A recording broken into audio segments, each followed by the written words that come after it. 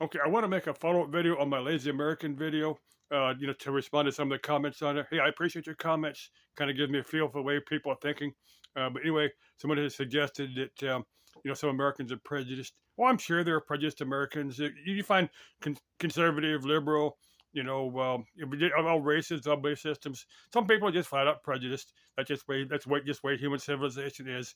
I like to think most people are a little bit open-minded, not really too prejudiced. But anyway, I had nothing to do with speaking English language, but I think the vast majority of Americans don't really need to learn another language.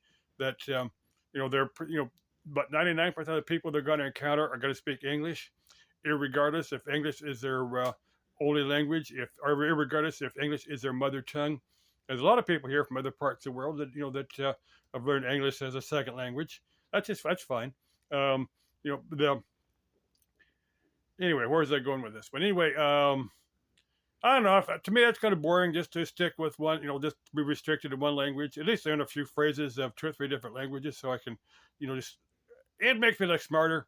But anyway, somebody suggested that learn Arabic or learn Mandarin.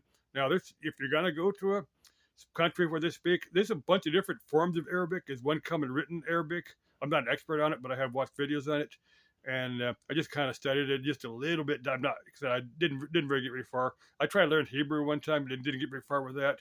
But spoken Hebrew and spoken Arabic are actually pretty close because they share a lot of words. But the written forms are completely different. But like I said, Arabic is spoken. What's like other languages that are spoken over a big area. They vary a little bit, depending upon the part of the world that you're. Most of the languages like that are spoken over. English is like that. If you listen to English spoken in Australia or English spoken in the UK, there's a few words that they use that are not part of the American English. That's just the way languages tend to do as they're spoken in other parts of the world. The people kind of adapt the language to what they want. Spanish is like that. Spanish they speak in Spain. The Castilian Spanish is different than the Spanish they speak in Mexico.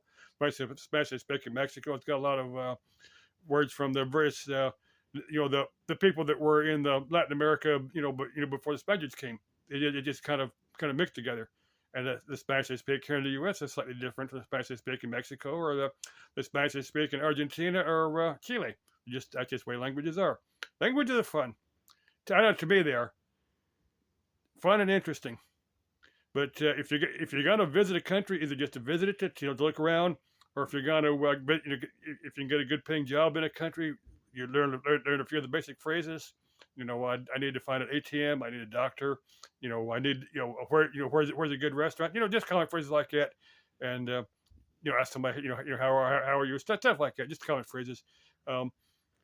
But okay, what I was going to say about the Mandarin and Arabic, the written form, they use a completely different alphabet. And to me, I just have problems. If somebody's got a Western alphabet, to me, it's a little bit easier. And the deal with German, about a quarter of German, the words are close enough to English that they're pretty easy to figure out. You can tell that English and German are, very definitely related languages. Anybody that ever looks at it, anybody that ever speaks one and learns the other one sees that right off. But anyway. That's my comments. Love your comments. Okay, bye-bye.